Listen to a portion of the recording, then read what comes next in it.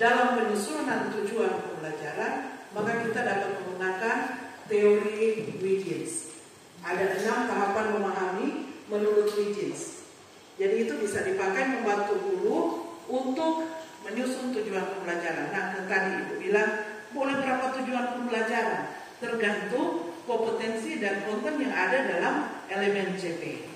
Maka di tahap awal sebelum pembelajaran, karena kurang satu fase, maka DPCP itu mesti turun cari dulu semua DP tujuan pembelajaran ada berapa. Saya yakin ini sudah dilakukan juga kan, sehingga orang dengan mudah menyusun alurnya. Kalau sudah apa saat hari ini, sebelum ditutup, mungkin ada tambahan dari Bapak Ibu Kepala Sekolah yang hadir. Mantap. Ini anak mantap. Nama? Patricia Patiri. Patiri. Iya.